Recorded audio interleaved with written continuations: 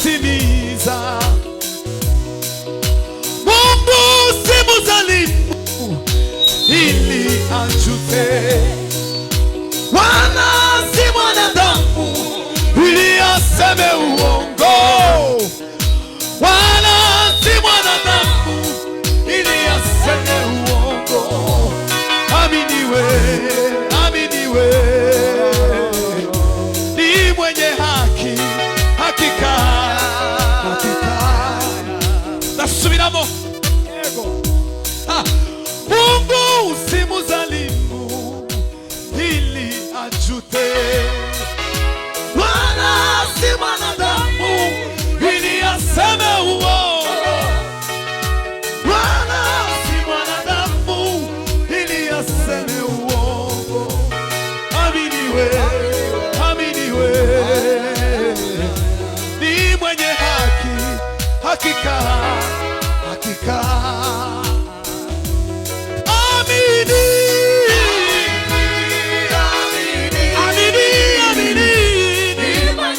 Hakika we, hakika, hakika.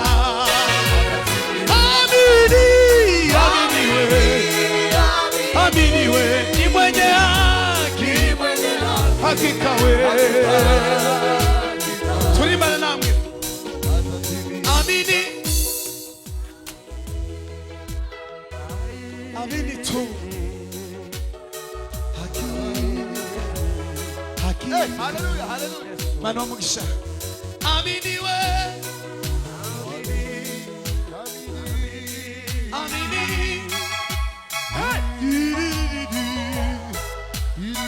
Nubwo wicaye wozamura ikiganza buke.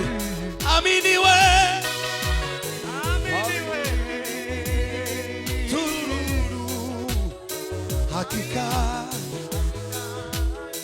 Ababonye Imana twongere tuzamure. Aminiwe, amini, ni mwenye haki. Tuzamure indirime gusa. Amini, kena, aiwe, no, no, no, no, no.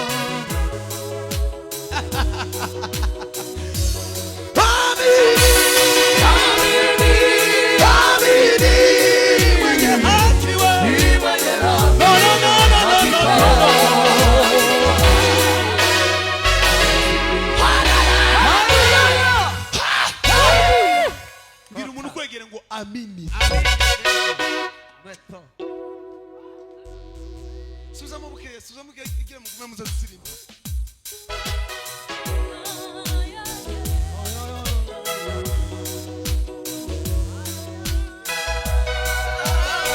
Nipe moyo wa nyama unaopondeka, moyo unaotulia na unyenyekevu.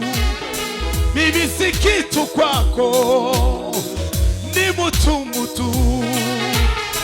Mimi ni kama nani, uniinue, unifinyange Bwana kama upendavyo, unifundishe Bwana, uniona